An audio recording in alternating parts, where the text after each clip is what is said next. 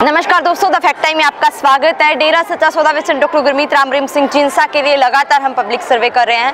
हमारे साथ शीतल जी हैं जो वेल एजुकेटेड हैं और आज भी ये डेरा सच्चा सौदा में आई हुई हैं। इनके साथ सीधी बातचीत आपको दिखाते हैं। शीतल जी, द फैक्ट टाइम में आपका स्वागत है। शीतल जी, आप बचपन से आ रही हैं डेरा सच्चा सौदा में? मैं 5 साल की थी। क्वालिफिकेशन क्या है आपकी? मैं MSc B.Ed हूँ, MSc मैथमेटिक्स में। मैम, करंटली आप इतनी एजुकेटेड हो, आज भी आप आश्रम में आई हो, किस सोच से आते हो मैम यहाँ पर? एक दिल जुड़ा हुआ है, परमात्मा है, हम उन्हें अपने गुरु को परमात्मा मानते हैं।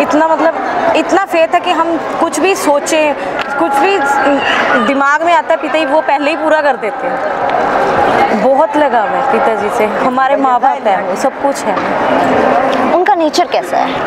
बहुत अच्छा है, बहुत फ्रेंडली। मतलब हम अभी चाहे पिताजी हमारे साथ नहीं है, फिर भी अगर हम कुछ भी सोचते हैं, कुछ भी मतलब सुबह हम रात को भी सोच रहे हैं ना, सुबह तक हमें उसका रिप्लाई मिल जाता है। इतने मतलब दयालु हैं, इतने मतलब आज भी मैं आगे बैठी ना, मेरे को ऐसा लग रहा था कि जैसे पिताजी अभी वहाँ से निकल के आ रहे हैं, पिताजी वहाँ से निकल के आ रहे हैं। जब हम छोटे होते थे, पिताजी यहाँ से आएंगे, पहले वहाँ पे भाग जाओ, वहाँ पे दर्शन अच्छे हो जाएंगे, यहाँ से भाग जाओ, यहाँ पे दर्शन अच्छे हो जाएंगे।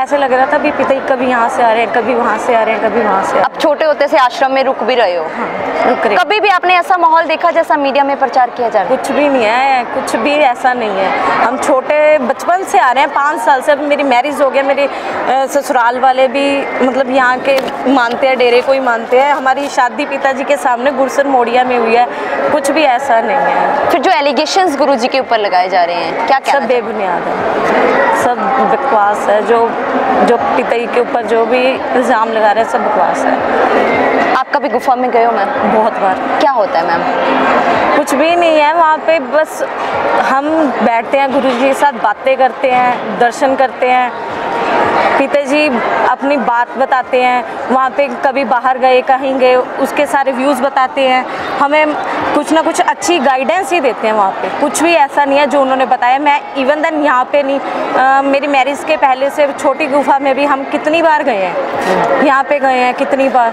कभी अब तो संगत बहुत होती थी गुफा में, बहुत ज़्यादा। पहले तो बहुत थोड़ी संगत होती थी, तब भी हम गए हैं, बहुत बार गए हैं वहाँ पे भी। वहाँ पे कुछ भी ऐसा नहीं मेरे को नजर नहीं आया। मैम, जो मीडिया में दिखाया जा रहा था एक सुरंग टाइप का बना हुआ है, कुछ भी नहीं है। हम कई बार आए हैं वहाँ पे, जो रिजॉर्ट है वहाँ पे भी हम कितनी बार गए हैं।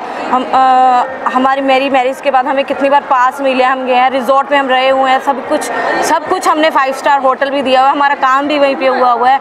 हमारी PVC का काम कितना वहाँ पे हुआ है, कुछ भी नहीं है। भाई जी के उनके जो दामाद हैं उनके घर पे भी हम कितनी बार गए हुए हैं। सब कुछ भी ऐसा नहीं है, ये तो बस मीडिया का एक दिखावा है। वो तो अभी वैसे भी मीडिया का सभी को पता चल ही चुका है इंडिया में क्या है, मीडिया ने क्या फैला रखा है। मैम, ऐसे फिर एक संत को क्यों बदनाम किया गया? क्या कह सकते हैं, इंडिया है, इंडिया में माफिया को रोकने के लिए जो आगे आता है उसको फिर ऐसे ही बदनाम कर देते हैं। पर बाकी पिताजी हैं, पिताजी अपने आप ही देखेंगे, हमें तो ये है मालिक ही जाने। उन्होंने समाज के लिए योगदान क्या दिया है, क्या कंट्रीब्यूशन किया है? पिताजी ने देखो कितना कुछ किया है। सफाई अभियान पिताजी ने चलाया है, ठीक है। उसके बाद पिताजी ने और जैसे वैश्यावृत्ति के लिए कितना किया है। उन्होंने सुख दुआ समाज के लिए, देखो हम सुख दुआ समाज को हम तो नहीं जानते ना, लेकिन देखो हमारे घर में कभी बच्चे हुए हैं तो वो आए हैं, तो उन्होंने हमारे घर में पिताजी का स्वरूप देख के इतना अच्छा बोलते हैं। मतलब वो कहते हैं कि ये धन्य है ये गुरु। देखो वो थर्ड पर्सन, हम उन्हें जानते नहीं, वो हमें जानते नहीं। वो आके कहते हैं धन्य है आप और धन्य आपके ये गुरु जिन्होंने हमें इतना अच्छा समाज में दर्जा दिलवाया है।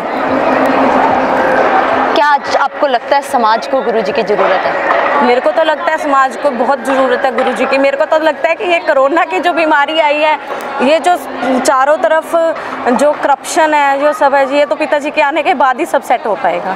तब मेरे तो सिर्फ यही गुजारिश रहती है कि पिताजी आप जल्दी से आओ, तभी ये सब कुछ सेट। सरकार से क्या अपील करना चाहोगे आप अपने वीडियो के द्वारा? सरकार से यही करेंगे कि पिताजी को जल्दी से जल्दी बस बाहर निकाल दो, जल्दी से जल्दी पिताजी को बाहर दे दो बस। ये सजा किसको मिल रही है, संत जी या समाज को? दोनों को ही।